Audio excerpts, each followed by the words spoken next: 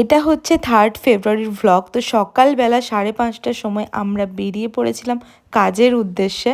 সকালবেলা ছিল আমাদের পরপর দুটো ব্রাইড। প্রথমেই চলে গেছিলাম গার্গীর বাড়িতে, ওর বৃদ্ধির লোকটা কমপ্লিট করে দিয়ে সেখান থেকে বেরিয়ে চলে গেছিলাম সেকেন্ড ব্রাইডের লোকেশনে। আর সেখানে আগে থেকে প্রিয়াকে আমি পাঠিয়ে দিয়েছিলাম, ও শাড়ি ড্রাপিং এবং ক্রিম্পিংটা করে রেখেছিল। তো এটা হচ্ছে সেকেন্ড ব্রাইডের ফাইনাল গায়ে হলুদের সাজ।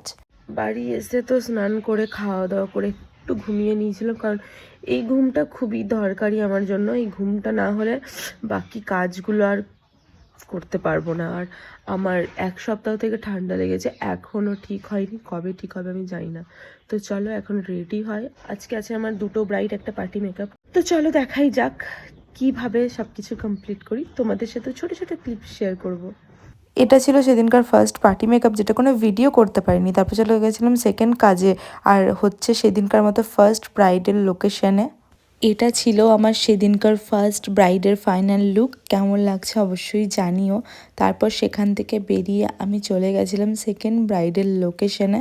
আমার সেদিন সেকেন্ড ব্রাইড ছিল গার্গী। একটু কাজ করার পর এখানে খিদে পেয়ে গেছিলো, তাই আমরা একটু চা বিস্কুট খেয়ে নিচ্ছিলাম।